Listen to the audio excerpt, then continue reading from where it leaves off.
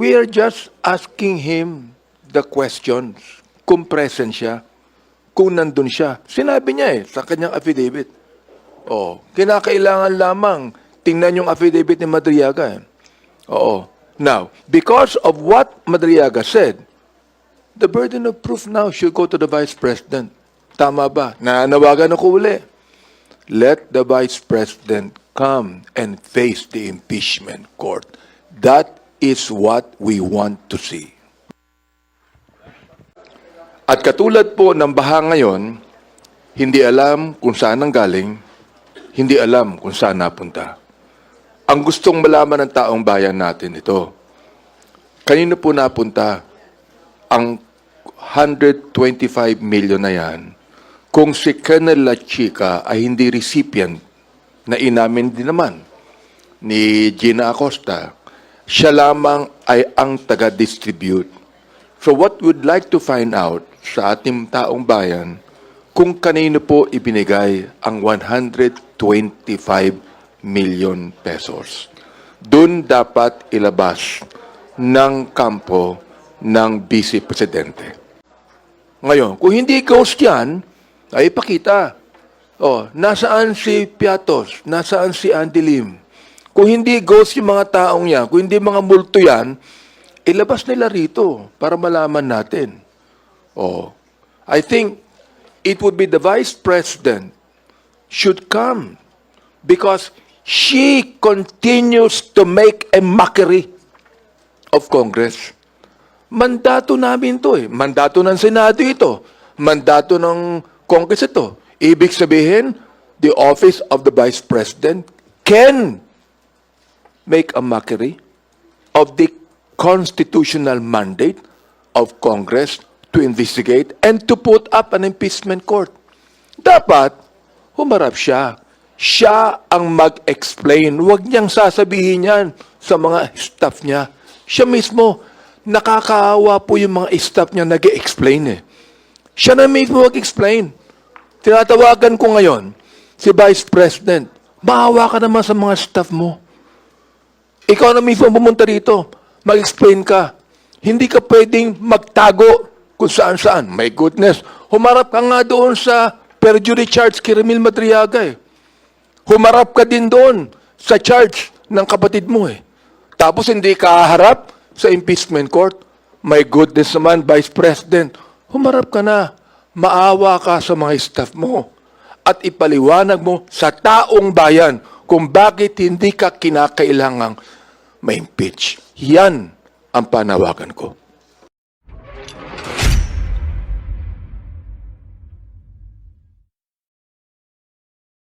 Nagsampa ng ikalawang reklamong perjury si Vice President Sara Duterte laban kay Ramil Madriaga, ang nagpakilalang dati niyang aide at bagman umano.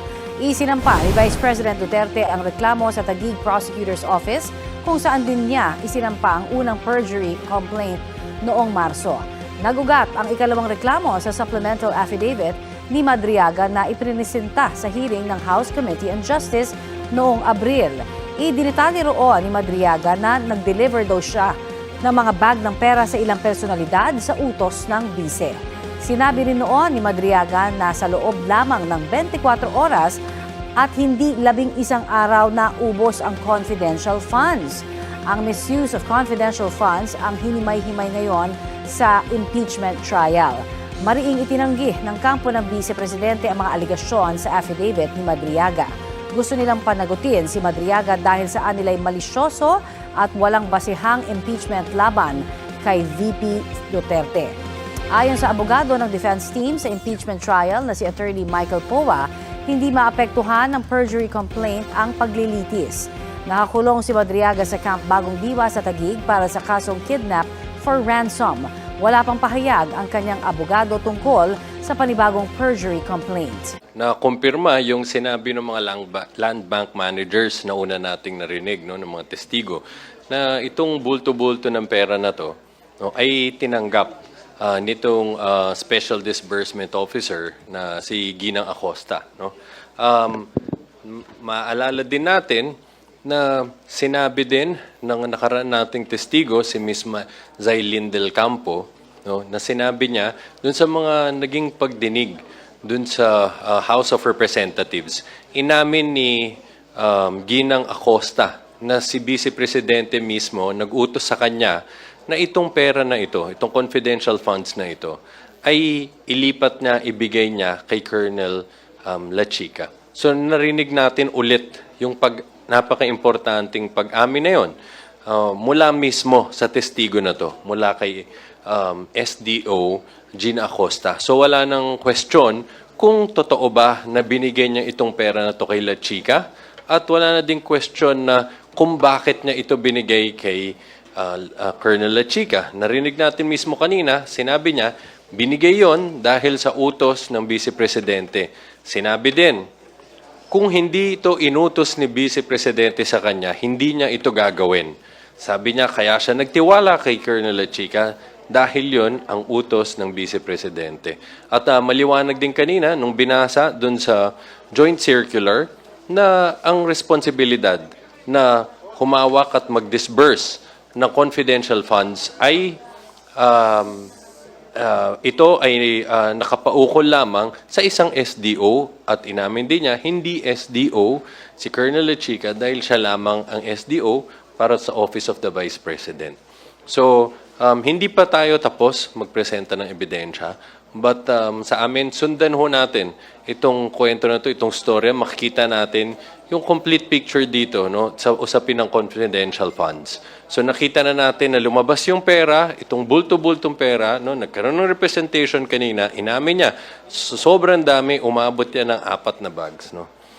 Pagkatapos, binigay kay Colonel La Chica na kahit hindi niya responsibility na mag-disburse no, nitong pera na to, binigay pa rin niya dahil sa kautusan ng Vice Presidente. So, sa ngayon, yan muna ho. But again, sundan natin yung mga susunod pa na maririnig natin kay Ginang Acosta. Kong Benny. Magandang hapon po.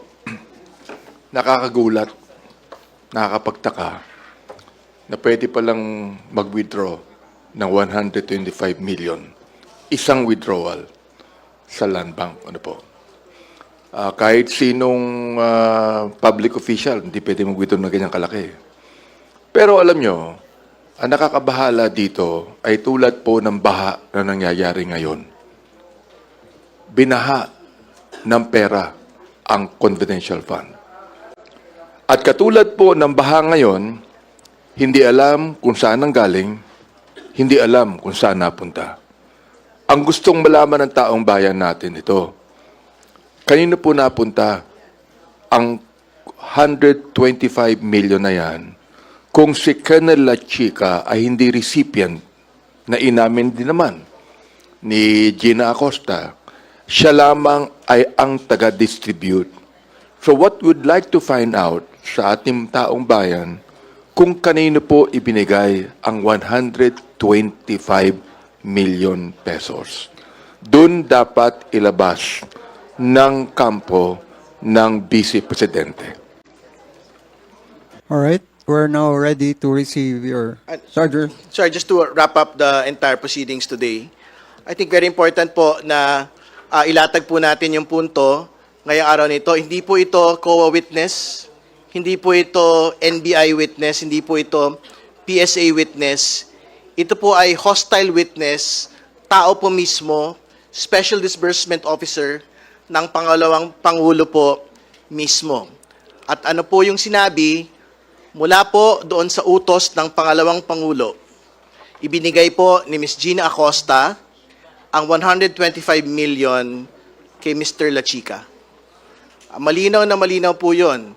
Kung ang lagi po nating tanong saan napunta ang perang 125 million, binigay po ang sagot ngayong pong araw na ito, binigay kay Mr. La Chica. At hanggang sa araw po na ito, tinatanong po natin, sino ho talaga yung tumanggap ng lahat po ng perang ito. At mahalaga din pong banggitin na si Mr. La Chica, katulad ng binabanggit, ay hindi po organic na tao ng Office of the Vice President and therefore, wala po siyang kapangyarihan o karapatan na mag-disburse ng pong confidential funds. Ang dapat pong nagdi-disburse ng confidential funds ay mga accountable officers lamang, particular, yung pong special disbursement officer, yan po yung naging batayan. Bakit nagkaroon po ng notice of disallowance for 2023? Nakasama na ho mismo si Mr. La Chica sa bagay po na ito. No? So, yun po yung inabot ngayong araw na ito, binubukas na ho namin yung hapag para sa mga tanong. Thank you, Congressman Terry. Joseph, you're... Can I address my question to Attorney Jay, please? And I'd like to focus on the issue of transfer of authority. Kanina, towards the end of the trial, there was a question whether si Colonel La Chica has become a disbursing officer or was he just a recipient? The prosecution's position, please. Okay. I have to be careful with respect to what was the answer given by the witness. Well, I think she didn't answer it directly. But what is clear is that under the joint circular, there's only one SDO, and that is Acosta, and she never disputed that fact. She readily admitted it. And she also admitted that in the same joint circular, she is prevented from transferring custody over it to another accountable officer. And in relation to that, babalikan natin, anong reason behind it? Anong importansya niyan? Ang nagpaliwanag niyan, si Ms. Sailin Del Campo. Dahil sinabi nga niya, hindi pwedeng kahit sino lang ay will act as special disbursement officer. Dapat yan, through an authorization issued by the head of agency. At ang authorization, it was given in favor of Acosta. Pangalawa, ang SDO ay isang bonded officer. So, meron security ang gobyerno kung merong mangyari doon sa pera. Kaya, mahalaga, manatili na nasa kanya yung pag-control at pag-disperse ng pera. Again, these are the explanations given Ms. Eileen Del Campo. Last na lang, sir. Last hearing, si SP, he asked si Sailin, why is it important to maintain the chain of accountability? I think you mentioned in part na there's a risk, sabi nila Sailin last time. There's a risk na, okay, kung sa akin yan, I will know where the money will go. But when it's transferred to another person, mawawala yan. Can you elaborate on that point, please? Yeah, that's correct. Kasi nga, ang explanation ni Sailin, dapat walang intermediary between the SDO and the final recipient. Ang explanation ni Sailin, what is required under the joint circular is if you're the SDO, ikaw mag-disburse niyan. Kaya nga ikaw ay special disbursement officer. So ikaw ang magbibigay niyan sa final recipients. Hindi pwedeng dadaan yan sa intermediary. So, kanina, mukhang ang naging tanong ng presiding officer sa kanya, nung binigay mo ba sa kanya yan, siya ba ay recipient, meaning the final recipient, or, I want to be careful with my words, but I don't think he used intermediary. I think he said, parang, release o tigapagbigay. Again, I want to be accurate. I'm not sure about the words. But ang sinabi nga niya, hindi niya binigay as final recipient.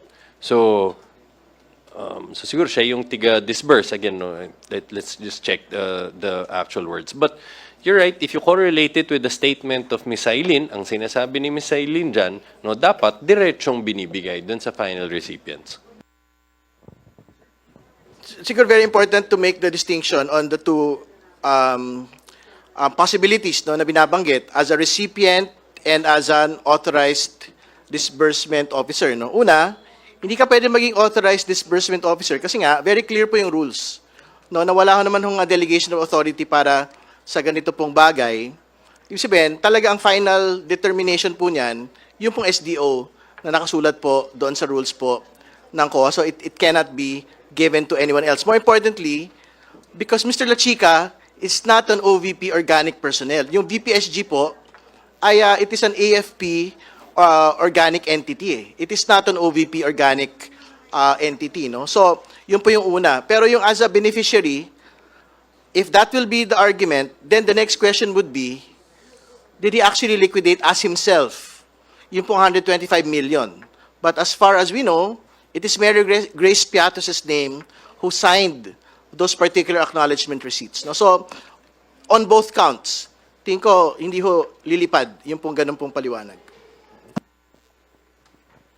My statement would be this, no? Was it proper for the Vice President to say that?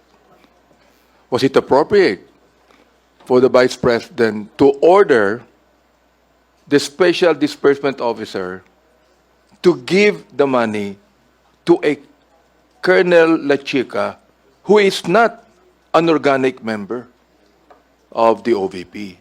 Was it appropriate for the Vice President to do that? Was it proper for the Vice President to do it? Because siya ang impeachment officer, impeachable officer. Was it proper for her to do that? Ngayon, tanong ng taong bayan yan, proper ba ang ginawa niya?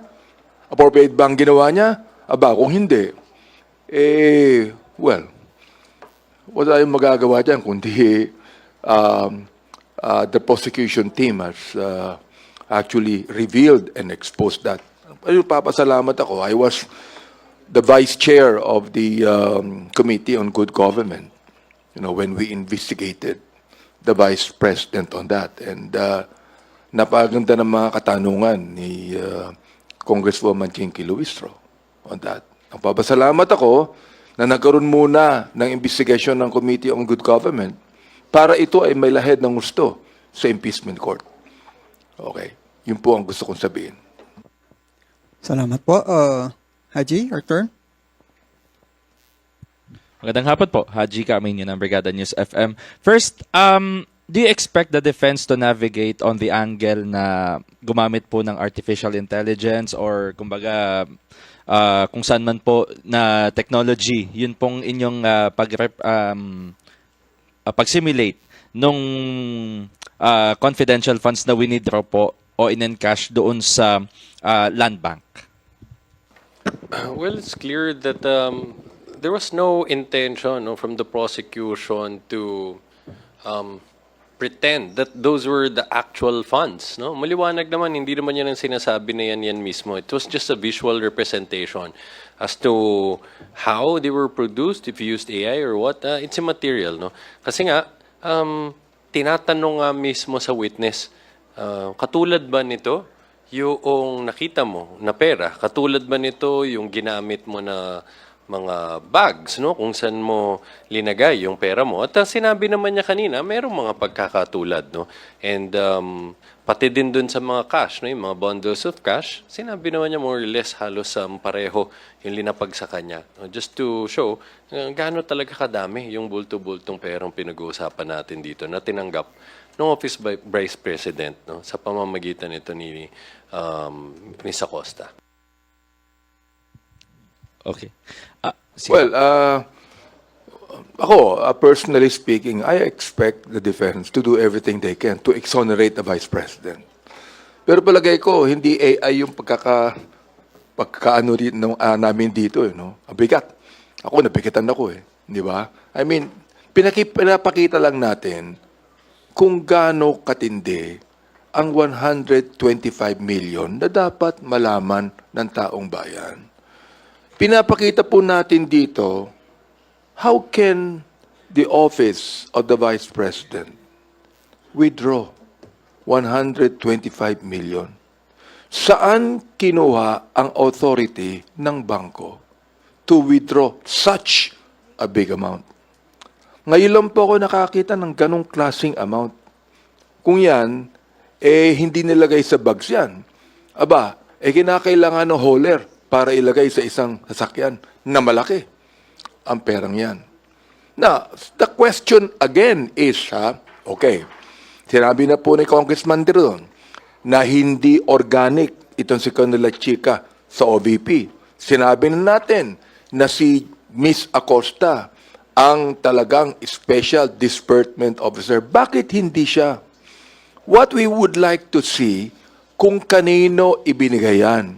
Sa akin, I maintain my position na yung pinagbigyan yan, ghost. Ngayon, kung hindi ghost yan, ay ipakita. Nasaan si Piatos? Nasaan si Andy Lim? Kung hindi ghost yung mga taong yan, kung hindi mga multo yan, ilabas nila rito para malaman natin. Oh, I think it would be the Vice President should come because she continues to make a mockery of Congress. Mandato namin to eh. Mandato ng Senado ito.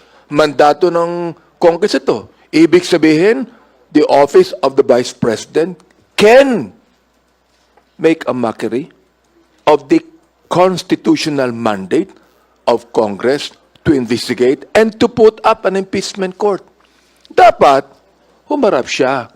Siya ang mag-explain. Huwag niyang sasabihin yan sa mga staff niya. Siya mismo, nakakaawa po yung mga staff niya nag-explain eh. Siya na mismo mag-explain. Tinatawagan ko ngayon, si Vice President, maawa ka naman sa mga staff mo. Ikaw na mismo pumunta rito, mag-explain ka. Hindi ka pwedeng magtago kung saan-saan. My goodness, humarap ka nga doon sa perjury charge kay Ramil Madriaga eh. Humarap ka din doon sa charge ng kapatid mo eh. Tapos hindi ka harap sa impeachment court. My goodness naman, Vice President, humarap ka na. Maawa ka sa mga staff mo. At ipaliwanag mo sa taong bayan kung bakit hindi ka kinakailangang ma-impeach. Yan ang panawagan ko. Okay. Last question na lang po, speaking of Ramil Madriaga. Kanina po nung doon sa nung sa questioning sa line of questions ni Attorney Ligutan patungkol doon sa sinong kasama niya, doon sa bangko, paglabas, ganyan. Na-expect niyo po ba or kumbaga mapo-point po ba sana na dapat si Ramil Madriaga was there or may participation siya doon sa transfer of the money or doon sa distribution po nito? Mabanggit man lang po siya ni Gina Acosta kanina. Well, I don't think kasama naman po siya doon sa talaga po nga nangyari doon sa Land Bank up until pagbabalik po sa OVP. No? I think even if you check the records doon po sa House proceedings, never naman ho sinabi din ni Mr. Madriaga na kasali siya doon sa encashment and transfer. Nung po nga pera from Land Bank Shaw to the OVP. No? So, I don't think he will come into play at this point. No? So, yun.